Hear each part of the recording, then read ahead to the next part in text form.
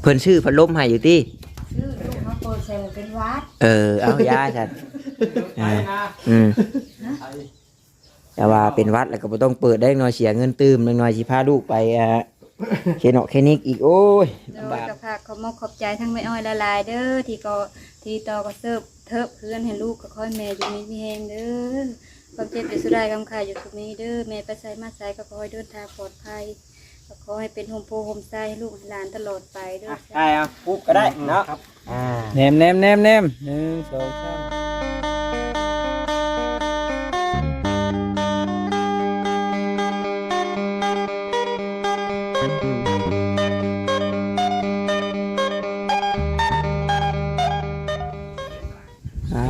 โถเนาะมื้อนี้มันแดดแห้งพี่น้องเอ้ยเราก็ขอโจ๊ะเราก็ได้มื้อนี้ สร้างก่อแอวเทคานเฮานี่เนาะเอาหันมาทางบ้านทางเฮือนสาวต้าก็ถือว่าเรียบร้อยได้บาทนี้พี่น้องเนาะใกล้สิเบิดแนวติดข้างก็ได้บาทนี้แนมเบิ่งมันก็อยากคือได้พี่น้องเนาะพื้นก็เทเรียบร้อยแหละสร้างไก่พี่น้องเลยเนาะเพราะว่าเห็นแต่ห้อยไก่เต็มอยู่ สร้างไก่เนาะจังใดก็ขอกราบทักทายสบายดีกับพ่อแม่พี่น้อง FC กันเบิดสู่ผู้สู่คนพี่น้องเลยบอกว่าอยู่ทางฝั่งลาวฝั่งไทยหรือว่าทางต่างประเทศนำเด้อพี่น้องเด้อก็ขอบมุกขอบใจขอบบุญขอบคุณพ่อแม่พี่น้องเบิดสู่ผู้สู่คนที่เข้ามาเบิ่งมาชมแล้วก็กดข่าวโฆษณาเนาะทางซ่องเบาต้าเนาะพี่น้องเนาะมื้อนี้ก็ถือว่าเป็นมื้อสรุปพี่น้องเลยในการต่อเติมบ้านเฮือนสาวต้าเนาะน้ำสร้างที่ว่าเทเนาะก็จัดการให้แล้วพี่น้องเนาะอยากได้กระเทิบมื้อนี้ทางแม่อ้อยเพิ่นก็จัดการให้แล้วเนาะเทพื้นกันเปื้อนก็จัดการให้แล้วปูนที่มันเหลือ2 ซอกก็ให้เคลียร์เองบาดนี้เนาะให้แห่ทรายยังเหลืออยู่แห่เอายังเหลืออยู่ก็จัดการเองเนาะเพราะว่านี่มันบ่ได้อยู่ในงบที่ว่าเว้ากันเนาะพี่น้องเนาะให้ตานุ่มให้ตาต้าแล้วว่าผัวเช็ดเมียเช็ดก็ว่ากันเองก็บาทนี่ว่าท่านช่วยกันเนาะถือว่าเบิดได้บาทนี่พูดตาต้าก็มีแต่ทายให้พ่อแม่พี่น้อง FC เบิ้งหรือว่าผู้รักผู้ใหญ่เพิ่นเบิ้งกระจายเงินสร้างก็จบแล้วบาทนี่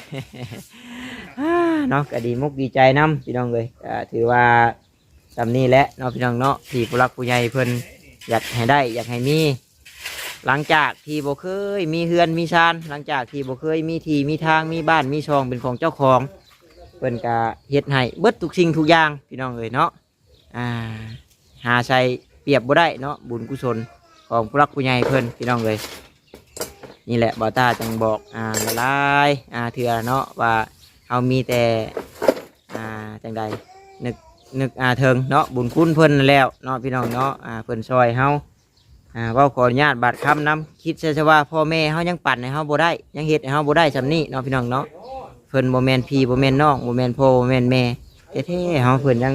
เฮ็ดให้ได้ปั่นให้ได้ย้อนว่าความเพิ่นฮักเพิ่นแพงความอีตนสงสารอยากให้ได้อยากให้ดีเนาะเพราะเพิ่นเฮ็ดให้ได้ให้ดีให้มีทุกสิ่งทุกอย่างแล้วเฮาก็ควรปกปักรักษาเอาพี่น้องเลยแล้วก็บ่ต้ามาเนาะก็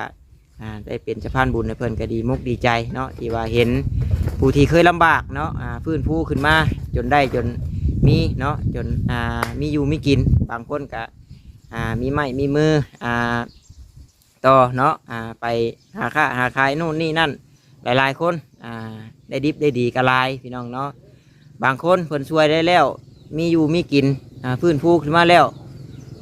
กลับไปอยู่จุดเดิมก็มีพี่น้องเนาะนี่แหละจังว่าเอาเนาะผู้ใดที่เป็นแนวใดที่เลือก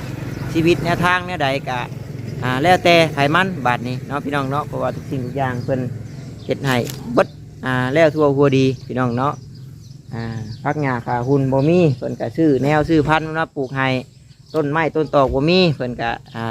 จัดแจงให้เนาะบางคนเป็ดไก่บ่มีเพิ่นก็ซื้อให้เลี้ยงพี่น้องเนาะน้ำมักจับยังบ่มีเพิ่นก็ซื้ออ้อมให้ว่าอะไรก็ได้ไฟฟ้าบ่มีเพิ่นก็เฮ็ดให้ทุกสิ่งทุกอย่างนี่แหละบ่าวตาจังว่า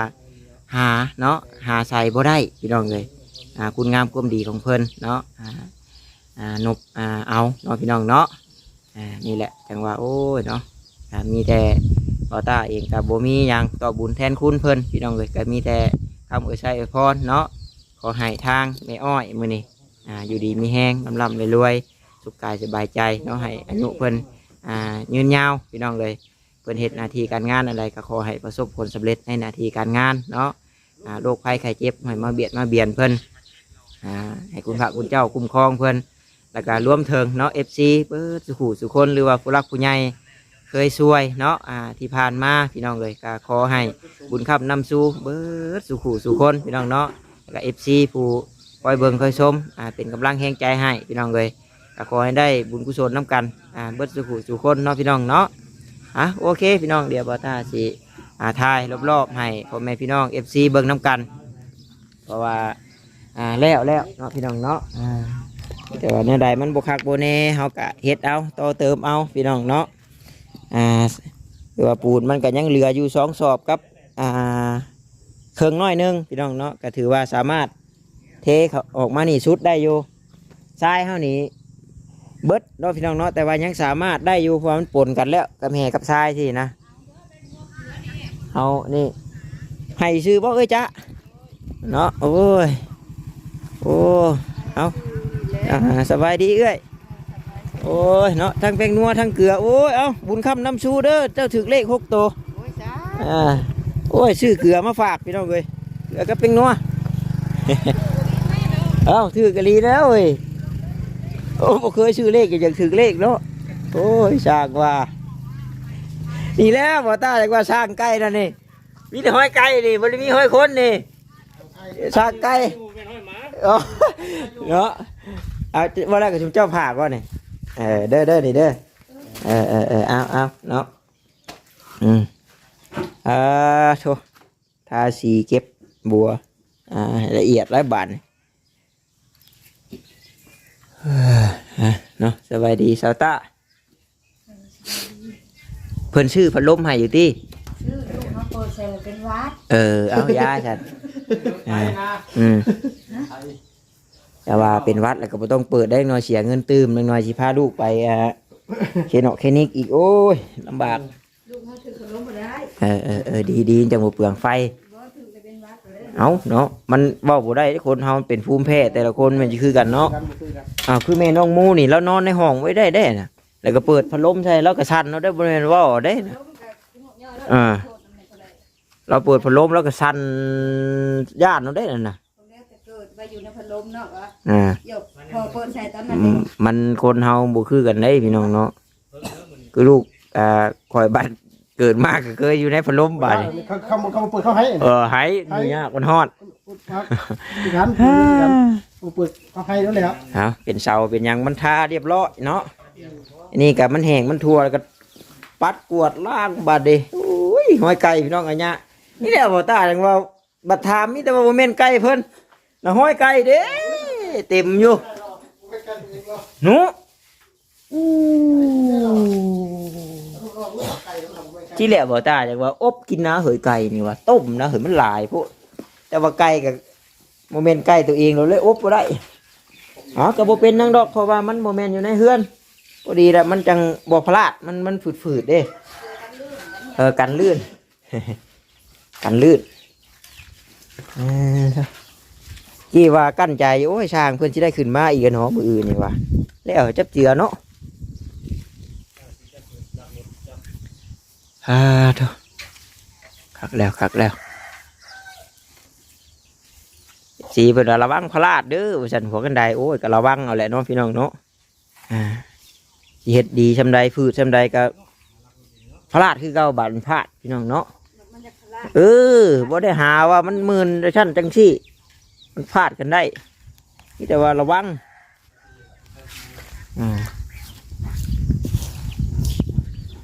เฮือนนกกระจาบนี่ก็ว่าไว้อะไรเนาะคนอยู่ยัวอยู่กับเต็มพลึกอีกเลย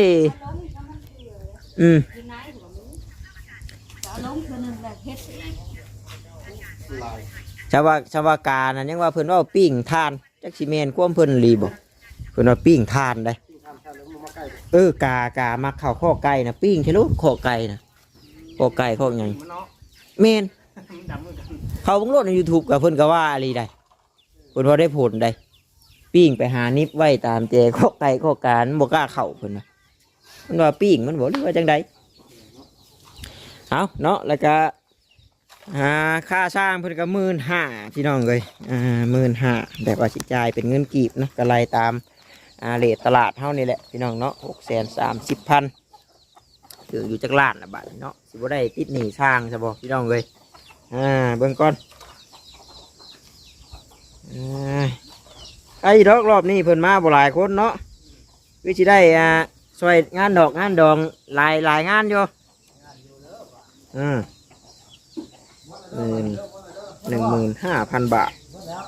คูณให้9,450,000 กีบเนาะพี่น้องเนาะเป็นเงินกีบ9,450,000 กีบเนาะนี่ก็เดี๋ยวสิจ่ายทางสร้างเพิ่นเนาะพี่น้องเนาะโถคือว่าแล้วจ่ายแล้วก็จบบาทนี่พี่น้องเลย1 2 3 4 5 6กว่าบาทเราตาจบไปก่อน3 ล้านปลายเนาะพี่น้องเนาะละเดี๋ยวเป็นเก็บทุ่มเก็บสีอย่างแล้วย่างก่อนน้องเลยบาทนี่มันก็ขึ้นกับเฮาทานี่แหละเอาทาห้องพืชมันได้แล้วก็สีมันหนามันกะทน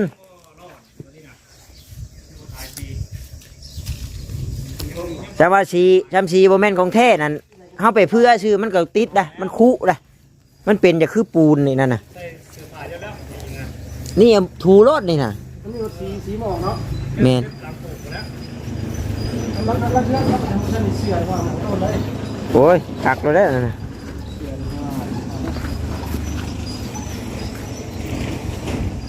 บ้าน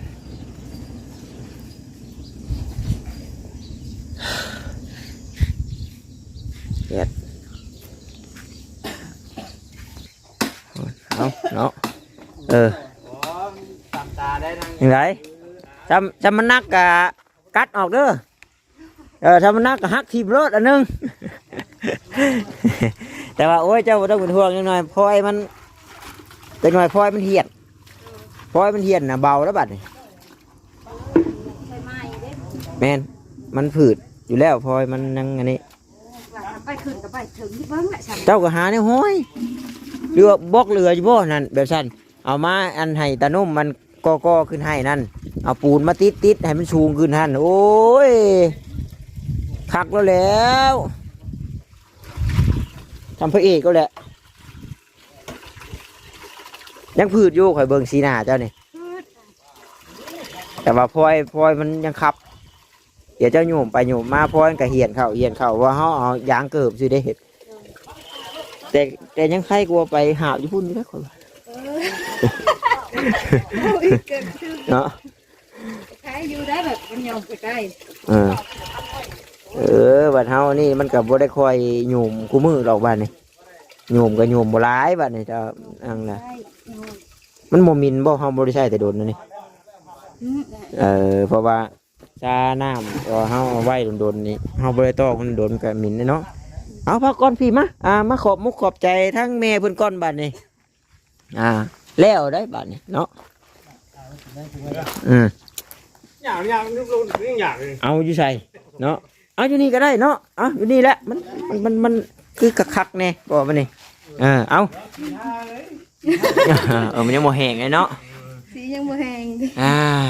โดยกับผักขอบใจทั้งไม่อ้อยละลายเด้อที่ต่อก็เทิบเพื่อนให้ลูกก็ค่อยแม่อยู่มีแห้งเด้อความเจ็บอยู่สุดได้กำขาอยู่สุดนี้เด้อแม่ไปใส่มาใส่ก็ค่อยเดินทางปลอดภัยขอให้เป็นโฮมโปรโฮมไซให้ลูกหลานตลอดไปเด้อจ้าเดี๋ยวว่าดีใจแล้วป่ะโดยเนาะโดยคักแล้วหรือว่าวันนี้เนาะคักว่าคักก็เฮ็ดเองแล้วว่ะเด้อบ่ให้ดอกไว้คักว่าคักก็ยาแล้วมันแล้วเฮ็ดได้ฉันแต่ขนาดจะว่ามันหัวกะช่างเพิ่นกะดำหน้าแหละข่อยก็ว่าจังซี่แล้วแหละขึ้นไปตีเองแล้วเด้อ นั่นกับแม่เพิ่นให้ยอดอยู่เนาะแต่ว่าขึ้นไปเบิ่งแล้วนั่นบ่ชงสิหัวมันน็อตมันหัวร้อนมันเด้สาตามันน้ำมาใส่ขาหลังนี่ก็ตูดลงไปใส่แต่นั้นแล้วก็น้ำพ่นตัวนั้นก็ถึกนั่นอีกมันแห้งบัดนี้แล้วมันล้นเข้าร้อนมันฉันไปยิงซิลิโคนก็เชื่อว่าเบิดจะขวดเพื่อที่สูดร้อนมันน่ะมีแต่เอาอันเลือบๆนั่นติดแบบมันชื่อติดลังกะสีเนาะนั่นแล้วตัวนั้นแหละเพราะว่าคอยเบิ้งแล้วมันถือกับอันบอลใส่ค่าตกใส่เลยนั่นน่ะร้อนมันน่ะร้อนมันน่ะมันเลยแบบน้ำมาใส่ค่ามันหลายแบบมันเลยอังไหลเข้ามันเลยอยากย่อยปะไว้โดนๆกับโบดีเนาะมันก็สิเฮ็ดให้อันนั่นแหละไม้เฮานี่เปื่อยพี่น้องเนาะแต่ว่ามันก็บ่เปื่อยดอกมื้อนี้มื้ออื่นมื้อฮื้อนั่นในอนาคตเนาะโดนมันมีสิทธิ์เปื่อยเพได้ในสีเฮาก็เบิดพอดีบ่บัดยังอยู่บ่ได้มันบ่คักบ่แน่ก็ล้ำเนาะแต่กระปูนนี่คือเว้าอันเนี้ยอันทรายรถอันมันมีทรายเฮาป่นน้ำอยู่เพราะว่าเฮาปะไว้มันก็สิแข็งซื่อๆนะเต้ออกไปให้มันสุดนั่นพอยามนั่นมันบ่เรียบใครอยู่เนาะเพราะว่ามันแล้วแล้วมันยังคนก็สิฮุบเมื่อแล้วได้บริชนได้บาดเลยจะบ่เฮ็ดแหละเนาะเทมันสุดทางซะค่อยเห็นบาดยังกิจันลืมห้องเลยไปหาติดบางจันบัดนี้ข่อยก็สิบ่ได้เที่ยวเข้ามาเพิ่นได้ให้โอกาสเจ้าหาเงินหาครับแน่เนาะเที่ยวเข้ามาดูอยู่ฮับแต่หน้าช่างอยู่ครับแต่ผู้คนมาสิบ่มีโอกาสหาเงินสิบ่มีโอกาสไปหาต่อยไข่มูดุมมูแดงพี่น้องเนาะเขาก็ไปนำมาหากันคู่มือลายก็สร้างขี้หน้ากันได้พี่น้องเนาะเดบัตรเติมเงินมันปิวไปเด้อคือว่าวแหละมีแต่เฮ็ดเอาบัดนี้อันนี้ก็แกะเองเด้อนี่ช่างคนบอกเลยแกะเองนี่แกได้อยู่แกได้อยู่ใครอยู่เนาะช่างก็แห้งอยากกินแต่ตาเลือดเป็ดเนาะโอ้ยเอาในนั่นแหละฉันได้กลับป้าได้เด้อโดยว่าหยอกกันสิดอกพี่น้องแต่ยังสิได้ขึ้นมาดูอีดอกครั้งนี้นั่นนะเฮือนน้องโมกับท่านแล้วเฮือนน้องกอกน้องกลมเฮือนเอ้ยจอกเอ้ยจ้านั่นนี่บอกว่าบ้านน้าแพงสิไปใช้เจ้าพาไปให้เพิ่นเฮ็ดเองบ่เพิ่นว่าเพิ่นเฮ็ดเองให้เพิ่นเป็นเนาะพอได้อยู่เราว่าเนาะพอได้อยู่แต่ว่าถ้าบ่สิเปลืองบ่ได้เพราะว่าถ้าว่าเฮาจ้างก็ห่วยมีดอก4-5 แสนหมู่ตอกผานี่นะแบบซี่นะนี่เผลอบ่อยากได้4-5 แสนกูมื้อนี่เว้าเป็นล้านเนาะได้เนาะจับผาจับชังขึ้นไปว่าง่ายคือบ่ง่ายได้บัดเฮ็ดอะไรง่ายบ่ได้ดอกแม่นเบิ่งว่าง่ายอยู่เว้าน่ะเบิ่งว่ามันง่ายคือบ่ง่ายบ่าวเวียดมาจับกล้องให้แน่เนาะขอถ่ายรูปกับช่างก่อนพอได้ตาดำนะเนาะนั่งนี่ก่อนครับก่อนถ่ายเอาปุ๊บก็ได้เนาะแนม1 2 3โอเคเนาะหลักฐานพี่น้องเลยหลักฐานขอบใจด้วยเนาะโอเคไปดีได้ยินงานดอกคำเจ้าเลยนะหลายงานเต็มแล้วต้องทำงานเลยวันนี่แหละบัตรไม่ติดได้บ้านยังบัตรเข้ามันจะใช่รักยังไปทวงด้วยจ่าด้วยจ่าชื่อเมาไม่ใครชื่อได้ครับได้ป่าดิไปเนาะมาเปาเวียดขอบใจละลายเราเอาเด้ออุปกรณ์ไฟมันไปทางบัตตาเองก็คือจะได้ขอโตจบคลิปก่อนได้บาทนี้เนาะเอาไปใช้รถใช้ล่างตัวใดมันนี่ก็ได้ทางเพื่อนจ่าแล้วก็โอ้ยน้องพี่น้องช่างเพื่อนยังมีดองมีเวียกมีงานมีบุญทางเพื่อนทางเพื่อนน้องโมพี่น้องเนาะกับทางอ้ายเพื่อนถามอยู่เรื่องบาทนุกบแต่พุ่นละมือบาต้าจีชื่อลงไปทางวัดก่อนเนาะเดี๋ยวจีถามให้พี่น้องเลยจังใดก็ขอบมุกขอบใจทางแม่อ้อยหลายๆเด้อเนาะที่เวเนื้อใจใจทางบาต้าเป็นสะพานบุญให้เนาะพี่น้องเนาะขอขอบมุกขอบใจขอบบุญขอบคุณทาง แม่เพิ่นหลายๆขอให้อยู่ดีมีแห้งร่ำรวยเงินทองไปมาทางใดขอให้ตลอดปลอดภัยคุณพระคุณเจ้าคุ้มครองเด้อเนาะท้ายคลิปนี้ก็ขอกล่าวคำว่าสบายดีพี่น้องบ๊ายบาย